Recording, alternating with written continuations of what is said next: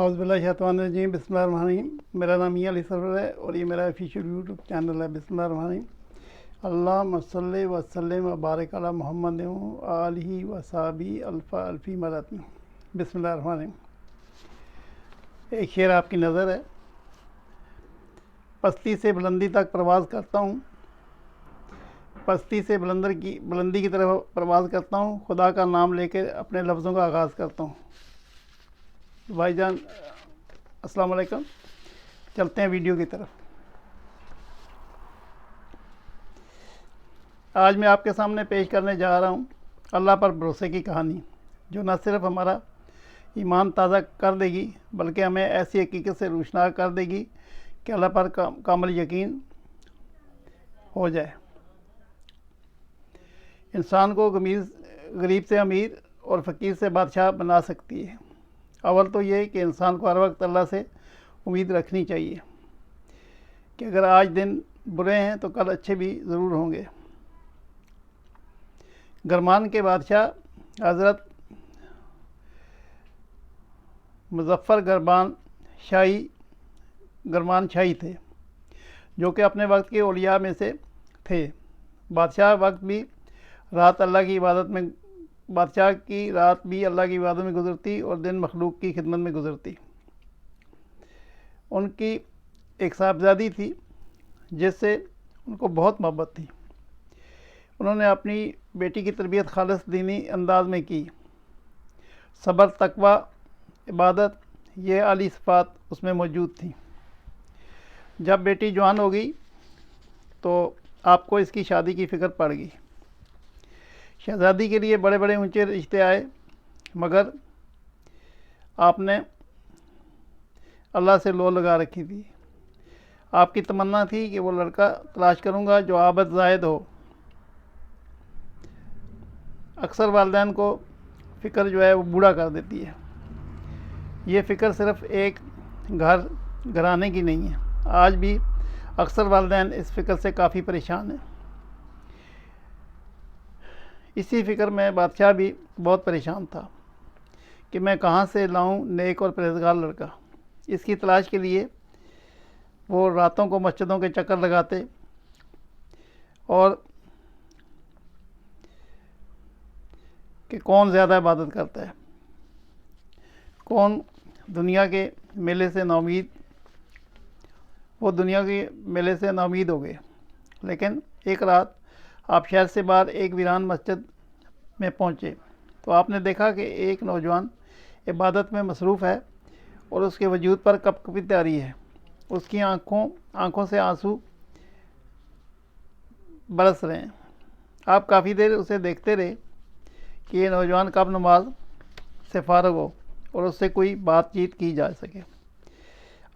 इब्तदा में आपने काफ़ी इंतज़ार किया। वो नौजवान जब नमाज से फ़ारिग हुआ तो बादशाह ने उसका हाल वाल पूछा। वो एक गरीब मस्कीन बंदा था। चेहरे से नूर ही नूर झलक रहा था, लेकिन ज़ुबान अल्लाह की तस्बीह से तर थी। कहने लगा, मैं गरीब हूँ, एक कमरा है वो भी आधा गिर चुका है, आधा बाकी है। माली हालत भी कुछ अच्छी नहीं है, बस अल्लाह का आसरा है। बादशाह ने पूछा, क्या शादी हो गई है? उसने कहा, ऐसे गरीब को कौन रिश्ता देगा? ना तो ठीक से घर है, ना ही रहने का कोई ठिकाना है। आपने फरमाया, अगर तू गरमान के बादशाह की बेटी से तुम्हारा रिश्ता हो जाए। तो जवान मुस्कुरा कर कहने लगा, बाबा गरीबों से मजाक नहीं करते, जाओ जाकर अपना काम करो। बादशाह मुझ जैसे गरीब मस्किनों से को अपनी बेटी क्यों देगा? क्या बादशाह के दरबार में सारे मर्द मर चुके हैं? बादशाह वक्त मुझ गरीब मस्कीन को अपनी शहज़ादी देगा? आप बराए मेहरबानी जाइए और किसी और से अपना मजाक कीजिए।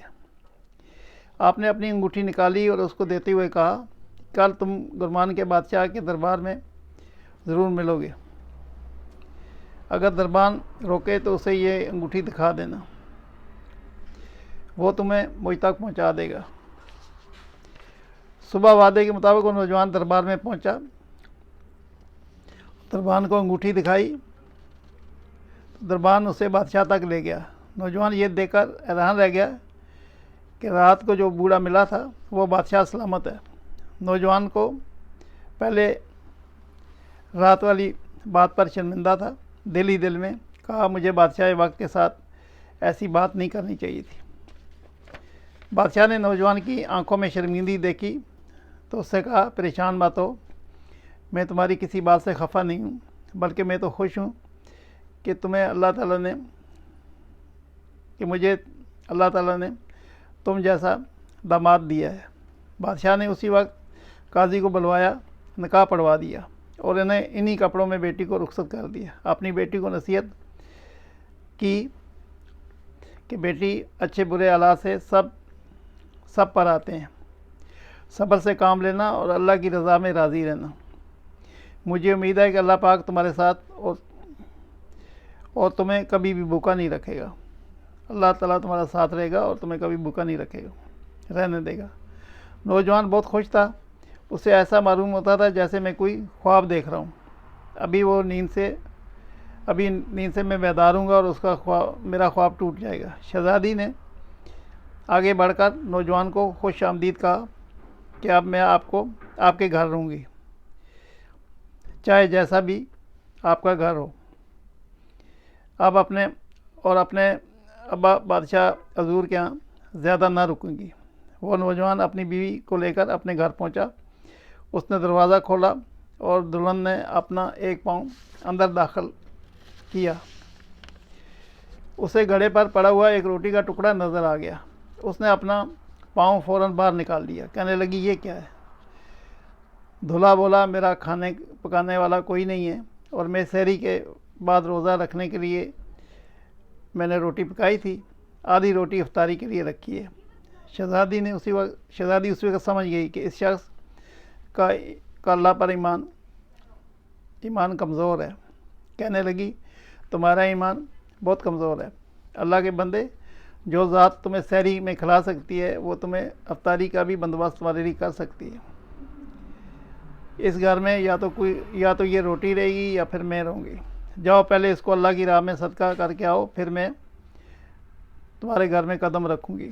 उस नौजवान ने वो रोटी अल्लाह की राह में सदका की। अल्लाह ने उसे उस रोटी का सदका करने से ऐसी बरकत दी कि कभी रोज़ी का मसला पैदा ही नहीं हुआ। चूँकि इसका ईमान सिर्फ़ अल्लाह पर था और वो जानते थे कि अल्लाह वो है जो परिंदों चरिंदों को खिला सकता है, फिर हम तो अशरफुल मखलूक़ात हैं, हमें कैसे वो भूखा मरने देगा। फिर वही हुआ, अल्लाह ने एक रोटी सदका करने की वजह से सारी ज़िंदगी के लिए रोज़ी का एहतमाम कर दिया। सुभान अल्लाह, कितना ईमान मजबूत था उनका। आज हमारे घरों में ये मिसालें कहीं नज़र नहीं आती, ना मर्दों में है ना औरतों में है। शायद यही कैसे मुमकिन हो। अल्लाह रब्बुल इज़्ज़त से हमें सब्र शुक्र की दौलत से अल्लाह ताला माला माल कर दे, हमारे घरों में बरकतें और रहमतें नाज़िल फरमाए। अल्लाह हमें भी गरीबों से मोहब्बत करने की तौफीक अता फरमाए। आमीन सुम्मा आमीन या रब्बल आलमीन। मेरे प्यारे बहन भाइयों बच्चों, ये आपने एक रोज़ाना की तरह मैं वीडियोज़ आपके लिए लाता हूँ जो बड़ी सबक मौजूद होती है। दुआ कीजिए अल्लाह ताला में इस पर अल्लाह पर यकीन और इस पर अमल करने की तौफीक अता फरमाए। सल्लल्लाहु ताला अला खैर खल्क़ि मुहम्मद व आलिहि अस्हाबी अजमईन बिरहमतिका या अरहमर राहिमीन। अस्सलामु अलैकुम व रहमतुल्लाहि व बरकातुहू। दुआ कीजिएगा, अल्लाह की तौफीक हुई तो मैं कल हाज़िर खिदमत हूँगा। अल्लाह हाफ़िज़, अस्सलामु अलैकुम।